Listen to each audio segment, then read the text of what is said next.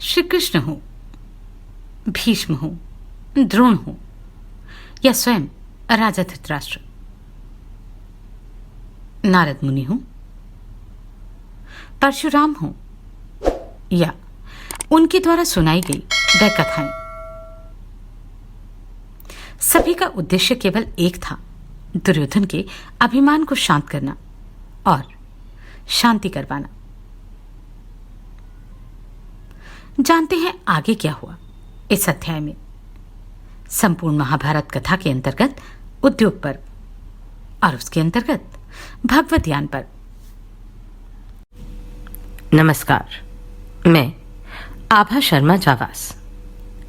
इन audio books को बनाने में अगर आप अपना योगदान देना चाहते हैं तो मेंबरशिप लेके या दिए गए क्यूआर कोड का प्रयोग करके आप ऐसा कर सकते हैं। आपका छोटे से छोटा योगदान भी हमें प्रोत्साहित करता है।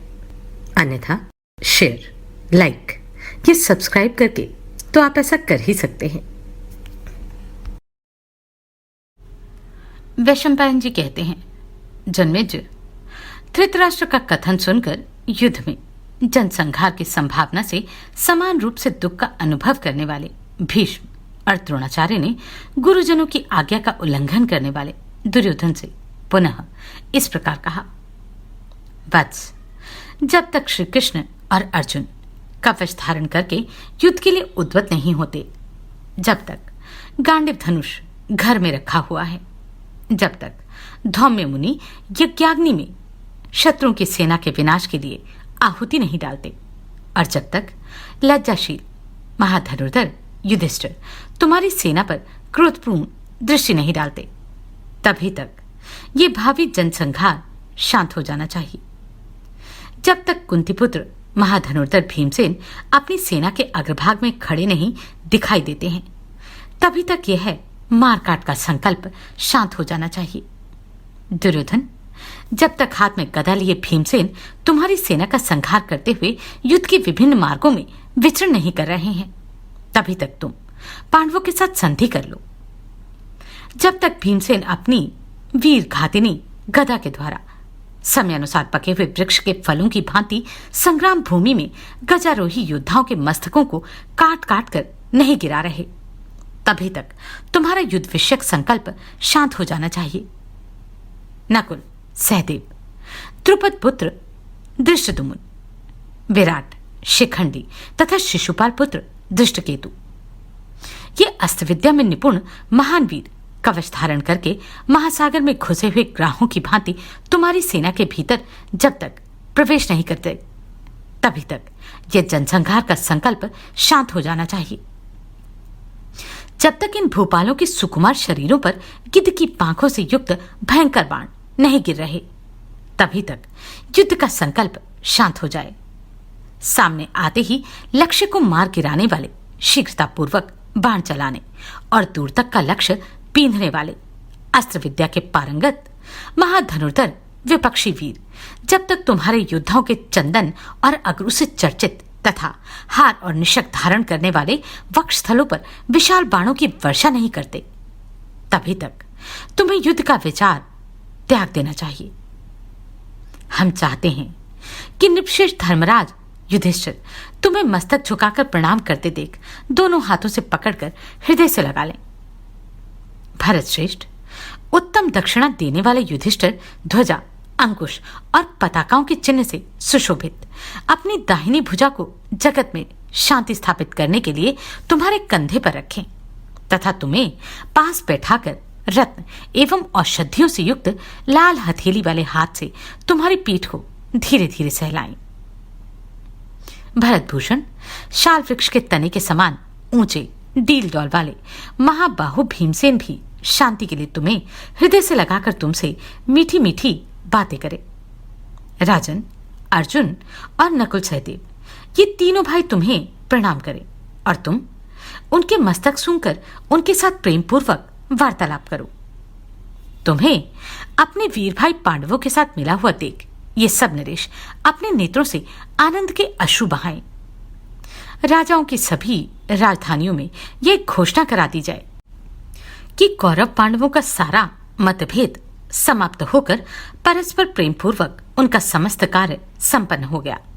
फिर तुम और युधिष्ठिर परस्पर भ्रातृभाव रखते हुए इस राज्य का समान रूप से उपभोग करो, तुम्हारी सारी चिंताएं दूर हो जाएं। वैशंपायन जी कहते हैं, जन्मेजय, कौरव सभा में यह अप्रिय वचन सुनकर दुर्योधन ने यशस्वी महाबाहु वसुदेव नंदन श्री कृष्ण को इस प्रकार उत्तर दिया। केशव, आपको अच्छी तरह सोच विचार कर ऐसी बातें करनी चाहिए। आप तो विशेष रूप से मुझे ही दोषी ठहराकर मेरी निंदा कर रहे हैं। मधुसूदन, आप पांडवों की प्रेम की दुहाई देकर जो अकारण ही सदा हमारी निंदा करते रहते हैं, इसका क्या कारण है? क्या आप हम लोगों के बलाबल का विचार करके ऐसा करते हैं? मैं देखता हूं आप, विदुर जी, पिताजी, आचार्य अथवा पितामह भीष्म, सभी लोग केवल मुझ पर ही दोषारोपण करते रहते हैं, दूसरे किसी राजा पर नहीं। परंतु मुझे यहां अपना कोई दोष दिखाई नहीं देता। इधर राजा धृतराष्ट्र सहित आप सब लोग अकारण ही मुझसे द्वेष रखने लगे हैं। शत्रुदमन केशव, मैं अत्यंत सोच विचार कर दृष्टि डालता हूं तो भी मुझे अपना कोई सूक्ष्म से सूक्ष्म अपराध भी नहीं दृष्टिगोचर होता। मधुसूदन, पांडवों को जुए का खेल बड़ा प्रिय था, इसलिए वे उसमें प्रवृत्त हुए। फिर यदि मामा शकुनी ने उनका राज्य जीत लिया तो इसमें मेरा क्या अपराध हो गया? मधुसूदन, उस जुए में पांडवों ने जो कुछ भी धन हारा था वह सब उसी समय उन्हीं को लौटा दिया गया था। विजय वीरों में श्रेष्ठ श्री कृष्ण यदि अजय पांडव जुए में पुनः पराजित हो गए और वन में जाने को विवश हुए तो वह हम लोगों का अपराध तो नहीं। श्री कृष्ण हमारे किस अपराध से असमर्थ पांडव शत्रुओं के साथ मिलकर हमारा विरोध करते हैं और ऐसा करके भी सहज शत्रु की भांति प्रसन्न हो रहे हैं? हमने उनका क्या बिगाड़ा है? वे पांडव हमारे किस अपराध पर सिंजू के साथ मिलकर हम धृतराष्ट्र पुत्रों का वध करना चाहते हैं? हम लोग किसी के भयंकर कर्म अथवा भयानक वचन से भयभीत हो क्षत्रिय धर्म से च्युत होकर साक्षात इंद्र के सामने भी नतमस्तक नहीं हो सकते। शत्रु का संहार करने वाले श्री कृष्ण, मैं क्षत्रिय धर्म का अनुष्ठान करने वाले किसी भी ऐसे वीर को नहीं देखता जो युद्ध में हम सब लोगों को जीतने का साहस कर सके। मधुसूदन, भीष्म, द्रोण, कृपाचार्य और कर्ण को तो देवता भी युद्ध में नहीं जीत सकते, फिर पांडवों की तो बात ही क्या है? माधव, अपने धर्म पर दृष्टि रखते हुए यदि हम लोग युद्ध में किसी समय अस्त्रों के आघात से मृत्यु को प्राप्त हो जाए तो वह भी हमारे लिए स्वर्ग की ही प्राप्ति कराने वाली होगी। जनार्दन, हम क्षत्रियों का यही प्रधान धर्म है कि संग्राम में हमें बाणशैया पर सोने का अवसर प्राप्त हो। अतः माधव, हम अपने शत्रु के सामने नतमस्तक न होकर यदि युद्ध में वीर शैया को प्राप्त हों तो इससे हमारे भाई बंधुओं को संताप नहीं होगा। उत्तम कुल में उत्पन्न होकर क्षत्रिय धर्म के अनुसार जीवन निर्वाह करने वाला कौन ऐसा महापुरुष होगा जो क्षत्रियोचित वृत्ति पर दृष्टि रखते हुए भी इस प्रकार भय के कारण कभी शत्रु के सामने मस्तक झुकाएगा? वीर पुरुष को चाहिए कि वे सदा उद्योग ही करे, किसी के सामने नतमस्तक ना हो, क्योंकि उद्योग करना ही पुरुष का कर्तव्य पुरुषार्थ है। वीर पुरुष असमय में ही नष्ट भले ही हो जाए, परंतु कभी शत्रु के सामने सिर न झुकाए। अपना हित चाहने वाले मनुष्य मातंग मुनि के उपयुक्त वचन को ही ग्रहण करते हैं। अतः मेरे जैसा पुरुष केवल धर्म तथा ब्राह्मण को ही प्रणाम कर सकता है, शत्रु को नहीं। वह दूसरे किसी को कुछ भी न समझकर जीवन भर ऐसा ही आचरण अर्थात उद्योग करता रहे, यही क्षत्रिय का धर्म है। सदा के लिए मेरा मत भी यही है। केशव, मेरे पिताजी ने पूर्व काल में जो राज्य भाग मेरे अधीन कर दिया है उसे कोई मेरे जीते जी तो कदापि नहीं पा सकेगा। जनार्दन, जब तक राजा धृतराष्ट्र जीवित हैं तब तक हमें और पांडवों को हथियार न उठाकर शांतिपूर्वक जीवन बिताना चाहिए। वृषनंदन श्री कृष्ण, पहले भी जो पांडवों को राज्य का अंश दिया गया था वह उन्हें देना उचित नहीं था, परंतु मैं उन दिनों बालक एवं पराधीन था, अतः अज्ञान अथवा भय से जो कुछ उन्हें दे दिया गया उसे अब पांडव पुनः नहीं पा सकते। केशव, इस समय मुझ महाबाहु दुर्योधन के जीते जी पांडवों को भूमि का उतना अंश भी नहीं दिया जा सकता जितना कि एक बारीक सुई की नोक से छिद सकता हो। वैशंपायन जी कहते हैं, जन्मेजय, दुर्योधन की बातें सुनकर श्री कृष्ण के नेत्र क्रोध से लाल हो गए। वे कुछ विचार करके कौरव सभा में दुर्योधन से पुनः इस प्रकार बोले, दुर्योधन, तुझे रणभूमि में वीरशैया प्राप्त होगी। तेरी यह इच्छा पूर्ण होगी। तू मंत्र सहित धैर्यपूर्वक रहे। अब बहुत बड़ा नरसंहार होने वाला है। मूढ़, तू जो ऐसा मानता है कि पांडवों के प्रति मेरा कोई अपराध ही नहीं है, तो इसके संबंध में मैं सब बातें बताता हूं। राजाओं, आप लोग भी ध्यान देकर सुनो। भारत, महात्मा पांडवों की बढ़ती हुई स्मृति से संतप्त होकर तूने ही शकुनी के साथ यह खोटा विचार किया था कि पांडवों के साथ जुआ खेला जाए। तात, अन्यथा सदा सरलता पूर्वक बर्ताव करने वाले और साधु सम्मानित तेरे श्रेष्ठ बंधु पांडव यहां तुझ जैसे कपटी के साथ अन्यान्य द्यूत के लिए कैसे उपस्थित हो सकते हैं। महामते, जुए का खेल तो सत्पुरुषों की बुद्धि को भी नाश करने वाला है, और यदि दुष्ट पुरुष उसमें प्रवृत्त हो तो उनमें बड़ा भारी कलह होता है तथा उन सब पर बहुत सा संकट छा जाता है। तूने ही सदाचार की ओर लक्ष्य न रखकर पापासक्त पुरुषों के सहित भयंकर विपत्ति के कारणभूत ये द्युतक्रीड़ा आदि कार्य किए हैं। तेरे सिवा दूसरा कौन ऐसा अधम होगा जो अपने बड़े भाई की पत्नी को सभा में लाकर उसके साथ वैसा अनुचित बर्ताव करेगा जैसा कि तूने द्रौपदी के प्रति स्पष्ट रूप से न कहने योग्य बातें कहकर दुर्व्यवहार किया। द्रौपदी उत्तम कुल में उत्पन्न, शील और सदाचार से संपन्न तथा पांडवों के लिए प्राणों से भी अधिक आदरणीय उन सब की महारानी है। तथापि तूने उसके प्रति अत्याचार किया। जिस समय शत्रु को संताप देने वाले कुंती कुमार पांडव वन को जा रहे थे, उस समय दुशासन ने कौरव सभा में उनके प्रति जैसे कठोर बातें कही थी, उन्हें सभी कौरव जानते हैं। सदा धर्म में तत्पर रहने वाले लोभ रहित सदाचारी अपने बंधुओं के प्रति कौन साधु पुरुष ऐसा अयोग्य बर्ताव करेगा। दुर्योधन, तूने कर्ण और दुशासन के साथ अनेक बार निर्दयी तथा अनार्य पुरुषों की सी बातें कही हैं। तूने वाणावत नगर में बाल्यावस्था में पांडवों को उनकी माता सहित जला डालने का महान प्रयत्न किया था, परंतु तेरा वह उद्देश्य सफल न हो सका। उन दिनों पांडव अपनी माता के साथ सुदीर्घ काल तक एक चक्र नगरी में किसी ब्राह्मण के घर में छिपे रहे। तूने भीमसेन को विष देकर सर्प से कटाकर और बंधे हुए हाथ पैर सहित जल में डुबाकर इन सभी उपायों द्वारा पांडवों को नष्ट कर देने का प्रयत्न किया, परंतु तेरा यह प्रयास भी सफल न हो सका। ऐसे ही विचार रखकर तू पांडवों के प्रति सदा कपटपूर्ण बर्ताव करता आया है। फिर कैसे मान लिया जाए कि महात्मा पांडवों के प्रति तेरा कोई अपराध ही नहीं। पापात्मन, तू याचना करने पर इन पांडवों को जो पैतृक राज्यभाग नहीं देना चाहता, वही तुझे उस समय देना पड़ेगा जबकि रणभूमि में धाराशायी होकर तू ऐश्वर्य से भ्रष्ट हो जाएगा। क्रूर कर्मी मनुष्यों की भांति तू पांडवों के प्रति बहुत से अयोग्य बर्ताव करके मिथ्याचारी और अनार्य होकर भी आज अपने उन अपराधों के प्रति अनभिज्ञता प्रकट करता है। माता पिता भीष्म, द्रोण और विदुर सबने तुझसे बार बार कहा कि तू संधि कर ले, शांत हो जा, परंतु भूपाल, तू शांत होने का नाम ही नहीं लेता। राजन, शांति स्थापित होने पर तेरा और युधिष्ठिर का दोनों का ही महान लाभ है, परंतु तुझे ये प्रस्ताव अच्छा नहीं लगता। इसे बुद्धि की मंदता के सिवा और क्या कहा जा सकता है। राजन, तू हितैषी सुहृदों की आज्ञा का उल्लंघन करके कल्याण का भागी नहीं हो सकेगा। भूपाल, तू सदा अधर्म और अपयश का कार्य करता है। वैशंपायन जी कहते हैं, जिस समय भगवान श्री कृष्ण यह सब बातें कह रहे थे, उसी समय दुशासन ने बीच में ही अमरशील दुर्योधन से कौरव सभा में ही कहा, राजन, यदि आप अपनी इच्छा से पांडवों के साथ संधि नहीं करेंगे तो जान पड़ता है कि कौरव लोग आपको बांधकर कुंती पुत्र युधिष्ठिर के हाथ में सौंप देंगे।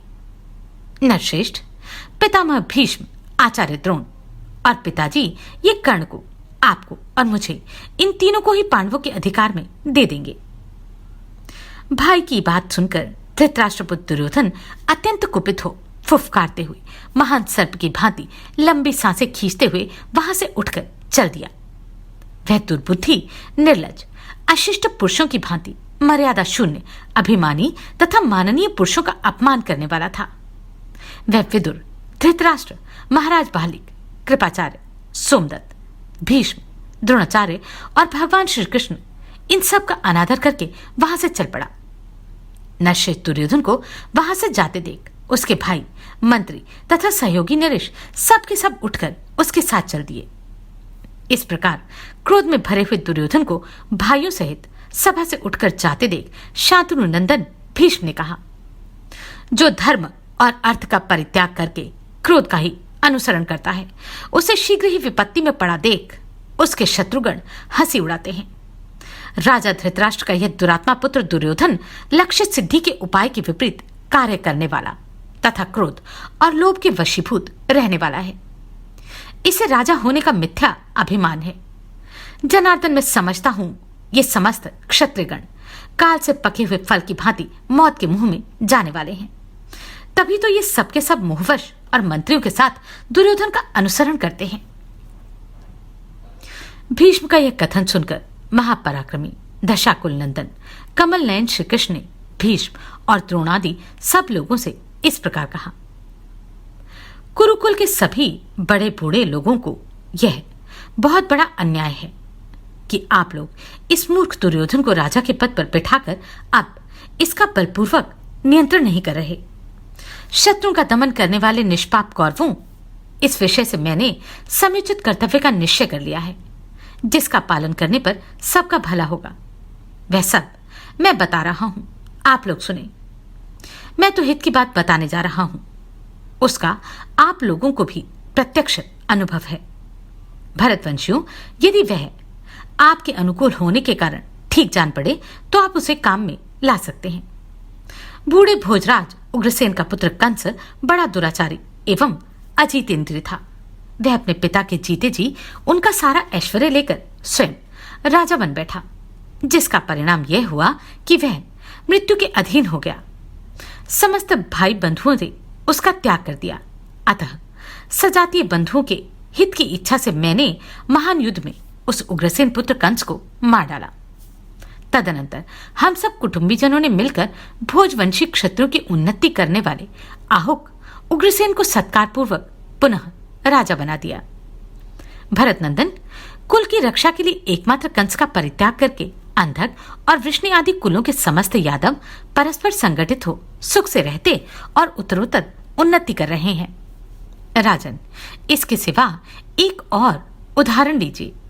एक समय प्रजापति ब्रह्मा जी ने जो बात कही थी वही बता रहा हूं। देवता और असुर युद्ध के लिए मोर्चा बांधकर खड़े थे। सबके अस्त्र शस्त्र प्रहार के लिए ऊपर उठ गए थे। सारा संसार दो भागों में बंटकर विनाश के गर्त में गिरना चाहता था।